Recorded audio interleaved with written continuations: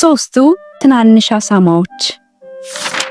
ትናንሽ አሳማዎች ከእናታቸው ጋር ይኖሩ ነበር። ከዕለታት አንድ ቀን እናታቸው ጠራቻቸውና እንደዚህ አለቻቸው፣ ልጆቼ አሁን ሁላችሁም ትልቅ ሆናችኋል። ከኔ ቤት ወጣችሁ የራሳችሁን ቤት ሰርታችሁ መኖር መጀመር አለባችሁ።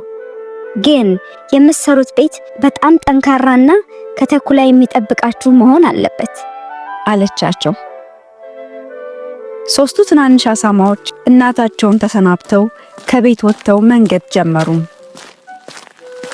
ትንሽ እንደሄዱ የመጀመሪያው ትንሽ አሳማ መንገድ ላይ አንድ ጭድ ተሸክሞ የሚሄድ ሰውዬ አገኘ።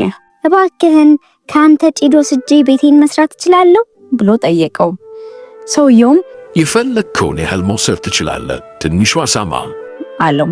ከዛም ትንሹ አሳማ ቶሎ ቤቱን ከሰውየው ባመጣው ጭድ በጣም በቀላሉና በፍጥነት ሰርቶ ጨረሰ።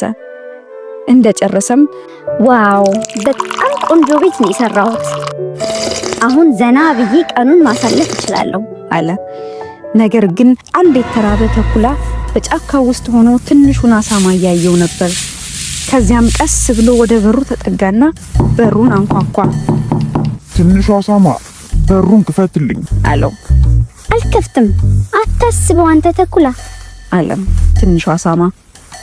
እንደዛ ከሆነ ቤትህን እፍ ብዬ በትንፋሼ ድምጥ ማጡን አጠፋዋለሁ አለና አየር ወደ ውስጥ ስበው እፍ ብሎ ቤቱን ልክ እንደ ቅጠል ብትንትን አድርጎ አፈረሰው። ትንሹ አሳማ በፍጥነት እየሮጠ ወደ ወንድሙ ቤት ሄደ። ሁለተኛው አሳማ መንገድ ላይ እንጨት ተሸክሞ የሚሄድ ሰው ያገኘና ባለ እንጨቱ ሰውዬ እባክህን ካንተ እንጨቶች ወስጄ ቤቴን መስራት እችላለሁ ብሎ ጠየቀው። የፈለግከውን ያህል መውሰድ ትችላለህ ትንሹ አሳማ አለው። ከዚያም ሁለተኛው አሳማ ቶሎ ብሎ እንጨቶቹን እያነባበረ ቤቱን ሰርቶ ጨረሰ።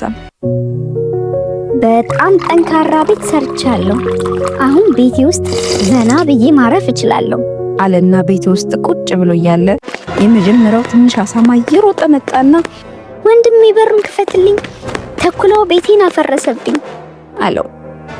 ሁለተኛው ትንሽ አሳማ በሩን ከፍቶ አስገባውና በሩን ቶሎ ቆለፉት።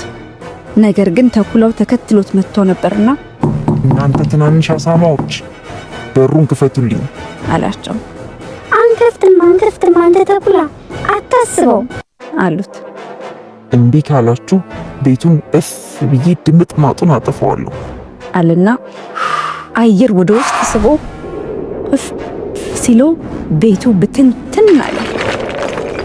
ሁለቱ አሳማዎች በጣም ደንግጠው እየሮጡ ወደ ወንድማቸው ቤት ሄዱ። ሶስተኛው አሳማ መንገድ ላይ አንድ ብሎኬት የያዘ ሰው አግኝቶ እባክህ ትንሽ ብሎኬት ስጠኝና ቤቴን ልገንባ ብሎ ጠየቀው። ሰውየውም እሺ መውሰድ ትችላለህ ትንሹ አሳማ አለው። ሶስተኛው አሳማ ቆንጆ አድርጎ ቤቱን ረጅም ጊዜ ፈጅቶ በብሎኬት ቤቱን ሰራ። ቤቴ በጣም ጠንካራ ስለሆነ ተኩላ እዚህ ሊገባ አይችልም አለ። በዚህን ጊዜ ሁለቱ አሳማዎች ይሮጡ ወደ ወንድማቸው ጋር መጡ። የመጀመሪያው አሳማ ተኩላው ቤቴን አፈረሰብኝ አለ። ሁለተኛው አሳማም የኔንም ቤት ብትንትን አድርጎ አፈረሰው፣ እባክህ አስገባን አሉት። ሶስተኛው አሳማ በሩን ከፈተላቸውና አስገባቸው። ነገር ግን አሁንም ተኩላው ተከትሏቸው መጥቶ ነበርና በሩን አንኳኳና እናንተ ትናንሽ አሳማዎች በሩን ከፍታችሁ አስገቡኝ አላቸው። አንከፍትም ሲያምርህ ይቅር አንከፍትም አሉት። እምቢ ካላችሁ ቤታችሁን በትንፋሼ እፍ ብዬ አፈርሰዋለሁ አለና ትንፋሹን ሰብስቦ እፍ ሲሎ ቤቱ ምንም ንቅንቅ አላለም። ተኩላው ቤቱ ስላልፈረሰለት ተናደደና በጣራው ላይ ወጥቼ በጭስ መውጫው በኩል ገብቼ እነዚህን አሳማዎች ራቴን መብላት አለብኝ አለ። ነገር ግን አሳማዎቹ በትልቅ ድስት ውሃ አፍልተው እሳት ማንደጃው ላይ አስቀምጠው እየጠበቁት ነበር። ከዚያም ተኩላው በጭስ መውጫው ውስጥ ተንሸራቶ ሲገባ ቀጥታ ወደ ድስቱ ውስጥ ገባ። ከዚያም ድስቱ የተጣደበት እሳት አቃጠለው። ተኩላው ብሎ ጮኸ እና ከድስቱ እንደምንም ብሎ ወጥቶ እየሮጠ በጣም ርቆ ሄደ። ከዚያ በኋላ ተመልሶ መጥቶ አያውቅም። ትንንሾቹ አሳማዎች በደስታ ተቃቀፉ። የመጀመሪያው አሳማ ዛሬ ጥሩ ትምህርት ወስጃለሁ፣ ከዚህ በኋላ ጠንካራ ቤት ብቻ ነው የምሰራው አለ። ሁለተኛው አሳማም እኔም እንዳንተ ነው የማረገው፣ በቀላሉ የሚሰራ ነገር ሁልጊዜ ጥሩ ላይሆን ይችላል፣ ስለዚህ ጊዜ ወስጄ ቆንጆ ቤት እሰራለሁ አለ።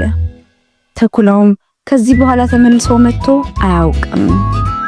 ሶስቱ አሳማዎች ከዛን ጊዜ በኋላ በሰላም በደስታ አብረው መኖር ጀመሩ።